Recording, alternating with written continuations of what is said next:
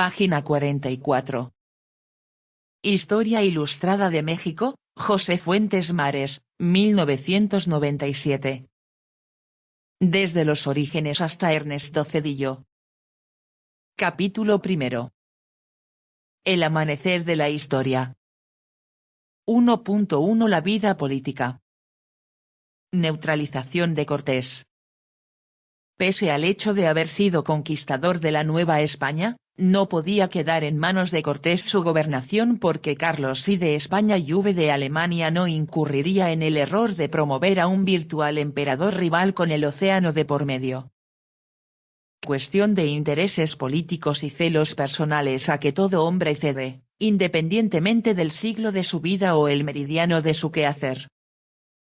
El establecimiento de la primera y segunda audiencia será al fin y al cabo remedio casero, y para atajar los riesgos anexos a la gobernación de muchos sin la concreta responsabilidad de alguno, don Carlos se dio a la búsqueda de quien mereciera ser depositario de su autoridad, y ante él respondiera del gobierno.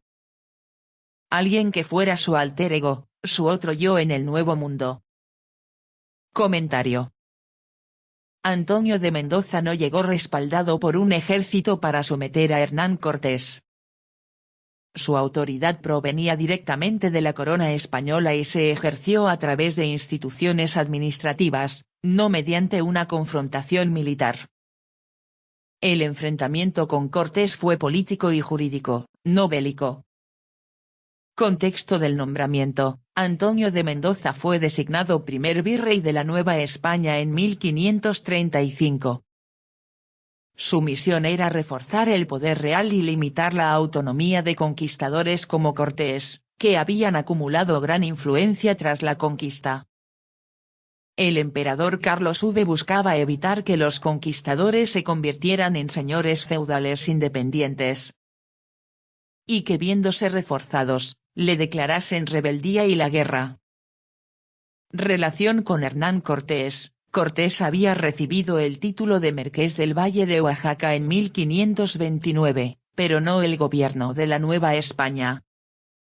Mendoza, como virrey, restringió las expediciones de Cortés y lo obligó a regresar a España para rendir cuentas. El conflicto fue de jurisdicción y poder político, no de armas.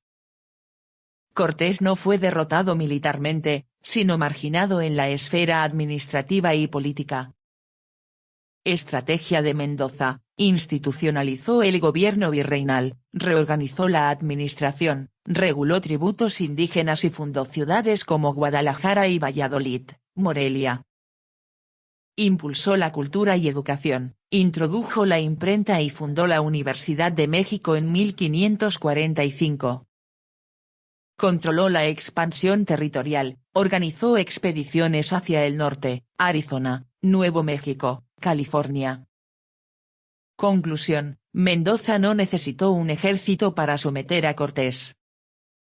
Su poder derivaba de la autoridad imperial y las instituciones virreinales, que desplazaron el liderazgo personal de los conquistadores. El enfrentamiento fue un choque de legitimidades, la del conquistador que se sentía dueño de sus hazañas frente a la del virrey como representante directo del emperador. Si Hernán Cortés se le revela al rey Carlos, ¿hubiera tenido oportunidad de ganarle una guerra?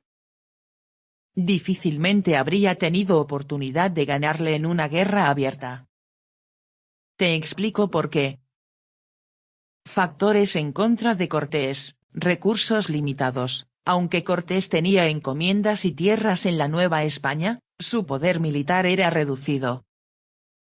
No podía mantener un ejército permanente capaz de enfrentarse a las fuerzas imperiales.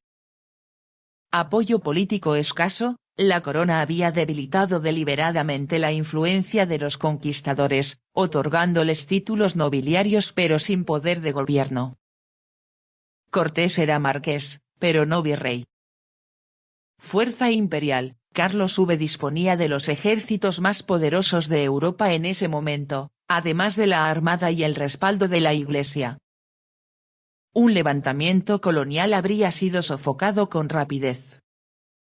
División interna: muchos conquistadores y colonos estaban más interesados en mantener sus privilegios bajo la corona que en arriesgarse en una rebelión incierta. Cortés no habría contado con un frente unido. Lo que sí podía hacer, resistencia local. Cortés podría haber intentado una rebelión limitada en sus tierras del Valle de Oaxaca, aprovechando su prestigio entre algunos indígenas y colonos. Presión política, más que una guerra, su estrategia fue acudir a España para reclamar derechos y reconocimiento. Allí presentó sus quejas, pero fue marginado en la corte. Conclusión: en términos militares y políticos, Cortés no tenía capacidad real de desafiar al Imperio español. Su poder era personal y simbólico, basado en la conquista de México, pero no estructural ni institucional. Carlos V había diseñado el sistema virreinal precisamente para evitar que un conquistador se convirtiera en un caudillo independiente. En otras palabras, Cortés podía incomodar, reclamar y resistir en pequeña escala, pero nunca habría podido sostener una guerra contra el aparato imperial. El autor escribe: no tendría el soberano de las Españas ideas muy claras sobre cómo instrumentar la gobernación de sus dilatados dominios de las Indias. En rigor no las tuvo hasta instituirse los virreinatos de México y el Perú en 1542, mas de momento urgía atajar los crecientes embarazos de su administración, y al corriente de los violentos enfrentamientos entre Cortés y los oidores de la primera audiencia. El 17 de abril de 1535 nombró virrey, o visorey como se dijo entonces, a un hombre de su confianza, don Antonio de Mendoza, capaz de ajustar las cuentas novohispanas y rendirlas en la corte de Toledo. Ya en México, Mendoza confirmó que entre sus muchos problemas uno era sobre todo grave, el de Cortés y su enorme marquesado con 23.000 vasallos. Demasiado poder, demasiada arrogancia. Aún cualquier imperio o gobierno, aún el más rico debe inclinarse ante su rey. Ciertamente el mejor arbitrio para limitar los riesgos consistía en mantener ocupado al conquistador, y para eso le exigió Mendoza satisfacer las capitulaciones de 1529, concertadas entre él y la reina Juana para emprender exploraciones en busca de tierra de especería e islas perlíferas. Mas como ni aún así era posible gobernar con un hombre de la significación de Cortés a su lado, Mendoza se las ingenió para que don Carlos lo arraigara en la corte a partir de 1540.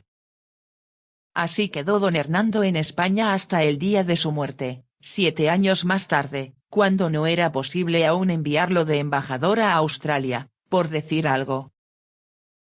Comentario de TV. ¡Qué risa! Qué manera tan burda de deshacerse de Hernán Cortés, haciéndolo embajador en los confines del mundo. Es realmente irónico y hasta cómico pensarlo así, deshacerse de Hernán Cortés enviándolo como embajador a los confines del mundo. En realidad, lo que ocurrió fue mucho más calculado y menos teatral. Antonio de Mendoza entendía que Cortés era demasiado poderoso en la Nueva España, su marquesado con decenas de miles de vasallos lo convertía en un señor feudal dentro de un imperio que no toleraba autonomías. La estrategia fue neutralizarlo sin necesidad de guerra, mantenerlo ocupado con expediciones, que fracasaron en dar frutos, y luego lograr que Carlos V lo retuviera en la corte. Allí, Cortés quedó marginado, sin cargos relevantes, hasta morir en 1547. La idea de enviarlo embajador a Australia es un anacronismo gracioso, porque en este tiempo ni siquiera se conocía esa tierra en Europa. Pero la broma refleja bien la intención, alejarlo de la política americana y confinarlo a un papel decorativo. Lo burdo, como dices, es que un hombre que había cambiado la historia con la conquista de México terminó sus días en España, casi olvidado, sin poder ni gloria. Es un contraste brutal, de caudillo temido y reverenciado a noble incómodo, apartado por la maquinaria imperial. Es la misma treta que usan en las maquiladoras cuando quieren neutralizar, correr o degradar a un ingeniero o supervisor conflictivo, lo mandan al segundo turno, luego al tercero o lo hacen responsable de proyectos especiales o espaciales. Es un paralelismo muy agudo, la estrategia de neutralizar a alguien incómodo sin enfrentarlo directamente. En el caso de Cortés, Mendoza y la corona lo desactivaron con expediciones inútiles y luego con un asiento en la corte, lejos de la Nueva España. En las maquiladoras, se usa la misma treta, mover al ingeniero o supervisor conflictivo a un turno incómodo, asignarle proyectos especiales que no tienen impacto real, o relegarlo a funciones periféricas. Es un mecanismo de poder muy universal, no se confronta de frente, porque sería costoso o arriesgado. Se desplaza al individuo hacia un espacio donde su influencia se diluye. Se le mantiene ocupado para que no tenga tiempo ni energía de organizar resistencia.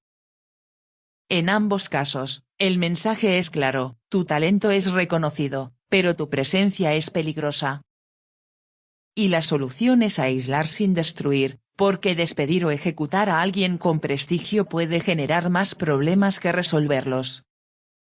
Lo curioso es que este patrón se repite en distintos niveles históricos, desde imperios que marginan a conquistadores hasta empresas modernas que apagan líderes incómodos. Es casi una ley de la administración del poder.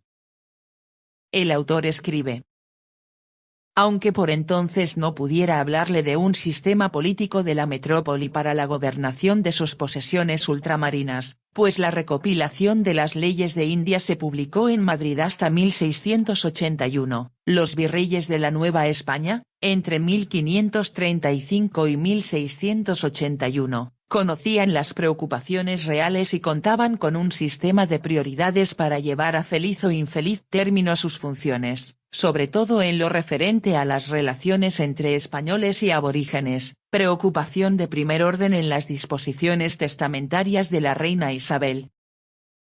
Durante casi 2 siglos, hasta publicarse la recopilación, el testamento de Isabel inspiró cédulas, pragmáticas, mandamientos y demás disposiciones reales para el gobierno de las Indias, sin apartarse de lo que la soberana llamaba su principal fin.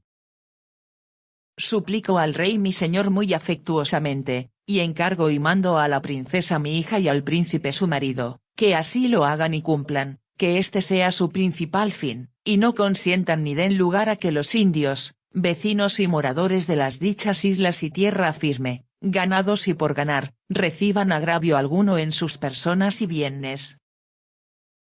El emperador Carlos y sus sucesores en el trono español fueron celosos guardianes de las disposiciones isabelinas, y por eso Mendoza, apenas llegado a México, cifró sus propósitos en 3 objetivos: el primero, salvar a los naturales de la destrucción; el segundo, incorporarlos a la fe cristiana mediante la evangelización; y el último, respetar sus costumbres, instituciones y derechos en cuanto fuesen compatibles con las costumbres, instituciones y derechos hispano-cristianos. Antonio de Mendoza, primer virrey de la Nueva España, tuvo como misión imponer el orden imperial en la tierra recién conquistada. Se enfrentó a Cortés y consiguió que éste fuera reclamado por el emperador Carlos. De esta forma, desbarató uno de los focos de resistencia a las leyes de Indias. Comentario. El emperador Carlos V desconfiaba de la autonomía que Cortés había acumulado y apoyó la autoridad del virrey para imponer el orden imperial en los territorios recién conquistados. Contexto histórico: Antonio de Mendoza y Pacheco, 1490-1552, fue designado primer virrey de la Nueva España en 1535. Su misión principal era reforzar el poder real y frenar los abusos de la audiencia y de conquistadores que actuaban con excesiva independencia. Hernán Cortés, tras la conquista de México, había acumulado gran prestigio y poder, lo que generaba sospechas en la corona. Se le otorgó el título de Marqués del Valle de Oaxaca en 1529, pero no el gobierno de la Nueva España. El enfrentamiento con Cortés, conflicto de autoridad, Cortés se consideraba con derecho a seguir explorando y conquistando territorios, mientras que Mendoza tenía la autoridad real para controlar esas expediciones.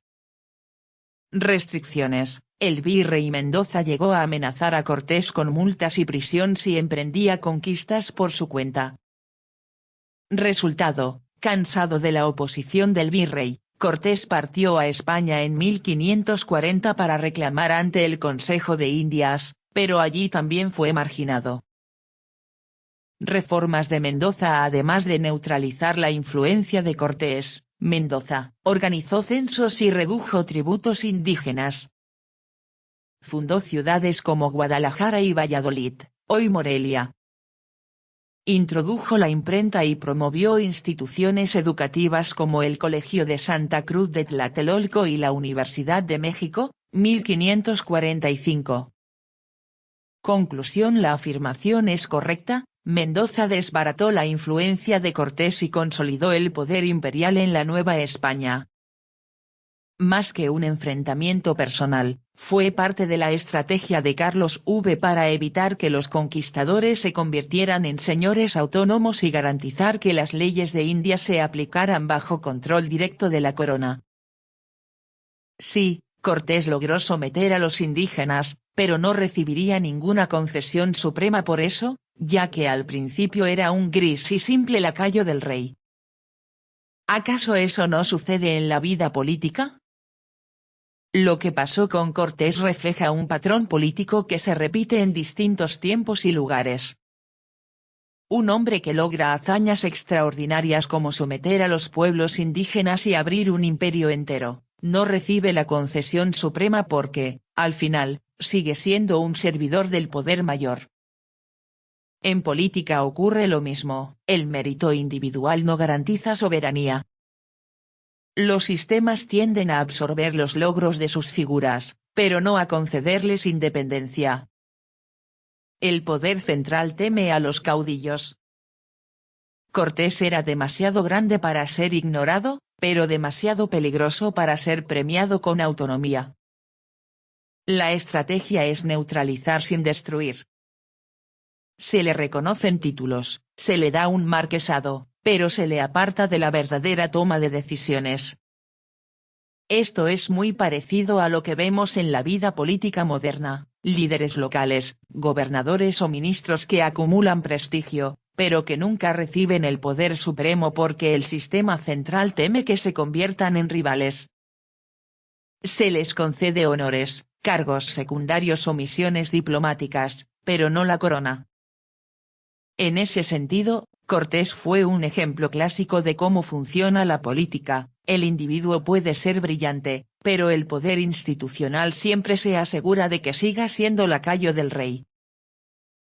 El autor escribe: honra a los monarcas españoles su interés en los pueblos aborígenes, evidente en las instrucciones a Mendoza y sobre todo a don Luis de Velasco, quien en 1550 ordenó la liberación de los indios que no fuesen legalmente esclavos, prohibió sus servicios personales, limitó su tributación en términos de justicia, fundó colegios para ellos y prohibió emplearles para el servicio de carga. El poder político se ejercía en complicada organización, del virrey y la audiencia a los corregidores y alguaciles, en los primeros tiempos por designación graciosa, y onerosa después.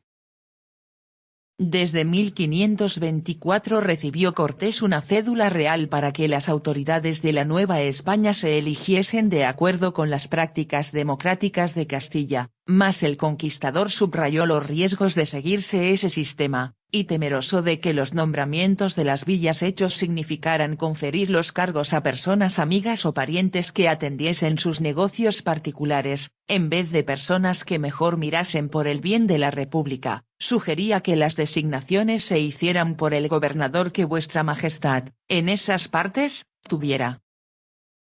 Al fincar la primacía del bien de la República sobre los intereses y celos localistas, Cortés hacía de la Ciudad de México el centro de las decisiones electorales, y echaba las bases de una rica tradición cuyos mejores representantes fueron, en el siglo XIX, don Benito Juárez y don Porfirio Díaz, y, en el actual, el Partido Revolucionario Institucional. Comentario. José Fuentes Mares, un historiador y ensayista mexicano que tenía un estilo muy característico, narrativo, irónico y crítico. En el pasaje previo, él está usando el episodio de Cortés y la organización política en la Nueva España como pretexto para hablar del nepotismo y la corrupción en la política mexicana contemporánea. Fuentes Mares solía hacer este tipo de paralelos, tomaba un hecho histórico, como la cédula real de 1524 y la postura de Cortés sobre los nombramientos. Señalaba cómo ya entonces existía el riesgo de que los cargos se dieran por amistad o parentesco, en vez de por mérito. Y luego trazaba una línea hacia el siglo XIX, Juárez, Díaz, y el siglo XX, PRI, mostrando que la tradición de manipular las instituciones en beneficio propio se había mantenido. En otras palabras, sí, está hablando de nepotismo y corrupción en los gobiernos mexicanos, pero lo hace a través de un recurso literario histórico. Usa a Cortés como espejo para mostrar que los problemas de clientelismo y favoritismo no son nuevos, sino que forman parte de una larga tradición política. Lo interesante es que su crítica no es frontal ni panfletaria, sino irónica y comparativa, convierte la historia en un comentario sobre el presente. El autor escribe: la centralización del poder político se inicia con Cortés y las prácticas del virreinato, pero también se originó en ese tiempo la corrupción administrativa por el sistema empleado, a partir del siglo XVII, para la provisión de los empleos públicos. Los graves apuros financieros de España, empeñada en guerras agotadoras, no justifican, pero sí explican su decisión de sacar a remate los empleos, y aún los títulos de ciudades y villas.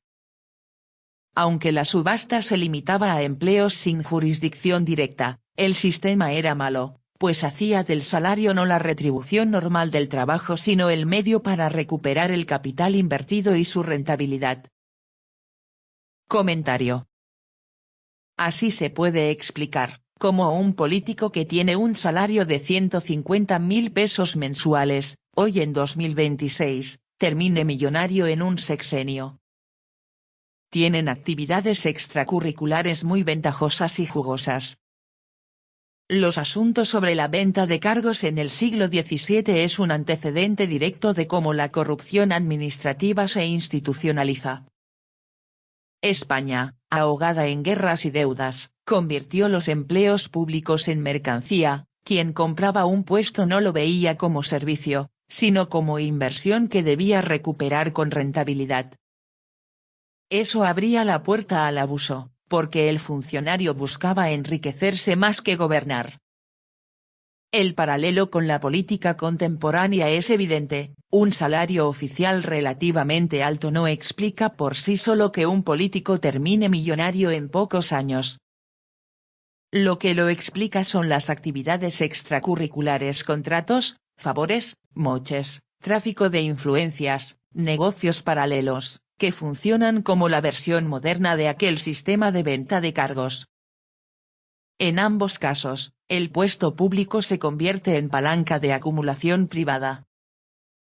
Lo interesante es que el mecanismo es casi idéntico. Siglo XVII, se compra un cargo, se usa para recuperar la inversión y obtener ganancias. Siglo XXI, se obtiene un cargo por vía política, se usa para multiplicar el patrimonio mediante privilegios y redes de poder. La diferencia es que hoy se disfraza bajo sueldos oficiales y proyectos especiales, pero la lógica es la misma, el puesto público como negocio. En ese sentido, la comparación es muy potente, la corrupción no es un accidente, sino un sistema heredado de siglos, que se adapta a las circunstancias pero conserva la misma raíz. Bien lo dice Alan Reading en su libro Vecinos distantes, la corrupción en México es engrudo y aceite, una cultura ya necesaria para que el país funcione. Alan Reading lo plantea con esa metáfora tan gráfica, la corrupción en México funciona como engrudo y aceite, es decir, como pegamento que mantiene unidas las piezas y como lubricante que permite que el sistema se mueva. No la presenta como un accidente aislado, sino como una cultura institucionalizada, una práctica que se vuelve casi necesaria para que las estructuras políticas y administrativas operen. Lo que Reading subraya es que, la corrupción no es solo un vicio personal, sino un mecanismo de funcionamiento del Estado. Se convierte en una especie de regla no escrita que permite que trámites, favores y decisiones fluyan. Al mismo tiempo, genera una paradoja: sin ella, el sistema se atasca; con ella, se degrada la confianza y la justicia.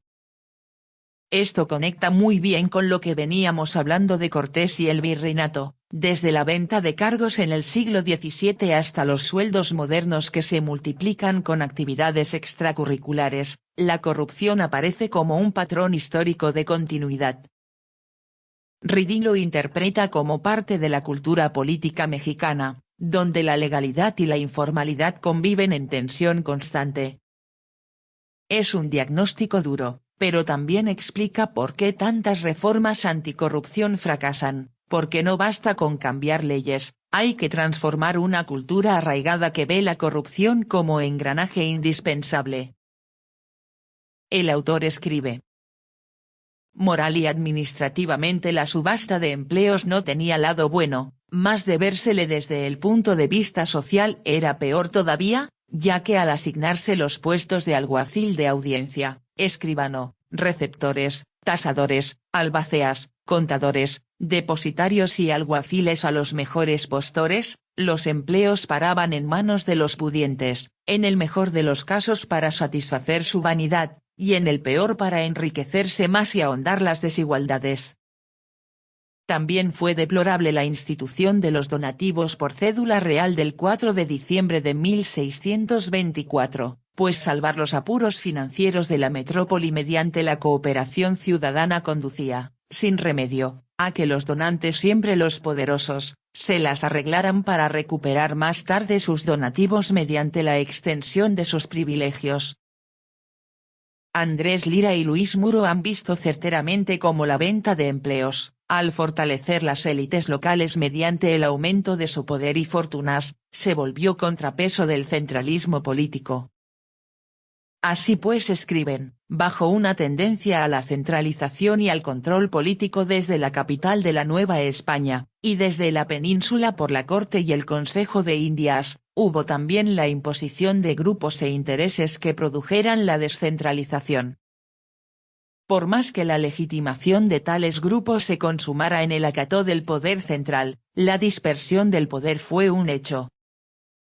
El funcionario que recibía una cédula real la colocaba sobre su cabeza en señal de acatamiento, y a menudo pronunciaba la célebre frase, obedézcase, pero no se cumpla. Podía no cumplir la orden por ser contraria a sus intereses o por entenderla impracticable en la circunstancia en que él se movía. En ambos casos la frase era reveladora para bien o para mal. Frente a la actitud centralizadora había una realidad que ofrecía una blanda oposición imposible de vencer. Página 47. Resumen. Aquí tienes un resumen en 15 ideas clave del contenido trabajado en las páginas que compartiste de Historia Ilustrada de México de José Fuentes Mares. 1. Carlos V no podía dejar la gobernación de la Nueva España en manos de Cortés, pues temía crear un emperador rival al otro lado del océano. 2. La solución inicial fueron las audiencias, pero pronto se buscó un virrey como alter ego del monarca en América. 3. En 1535 se nombró a Antonio de Mendoza primer virrey de la Nueva España, con la misión de imponer orden y rendir cuentas a la corona. 4. Mendoza no llegó con ejército, su poder era institucional y administrativo, no militar. 5. El conflicto con Cortés fue político y jurídico, no bélico. Se trataba de limitar su autonomía. 6. Cortés, aunque marqués del Valle de Oaxaca, no recibió el gobierno de la Nueva España, lo que lo marginó políticamente. 7. Mendoza reorganizó la administración, reguló tributos, fundó ciudades y promovió cultura y educación, imprenta, Universidad de México. 8. La estrategia para neutralizar a Cortés fue mantenerlo ocupado con expediciones y luego arraigarlo en la corte española desde 1540. 9. Cortés murió en España en 1547, apartado del poder, ejemplo de cómo el sistema absorbía logros individuales sin conceder soberanía. 10. El patrón político. Los caudillos son reconocidos pero nunca premiados con autonomía, pues el poder central teme su rivalidad. 11. En 1524 Cortés recibió una cédula para elegir autoridades según prácticas castellanas, pero advirtió riesgos de nepotismo y favoritismo. 12. Propuso que los nombramientos fueran hechos por el gobernador designado por el rey, priorizando el bien de la república sobre intereses locales. Pero el humano, en tratándose de dinero y poder, es arteramente corrupto y convenenciero. 13. Fuentes Mares usa este episodio para trazar paralelos con la corrupción y el clientelismo en México, desde Juárez y Díaz hasta el PRI. 14. En el siglo XVII, España institucionalizó la corrupción al vender empleos públicos y títulos, convirtiendo los cargos en inversión y negocio. 15.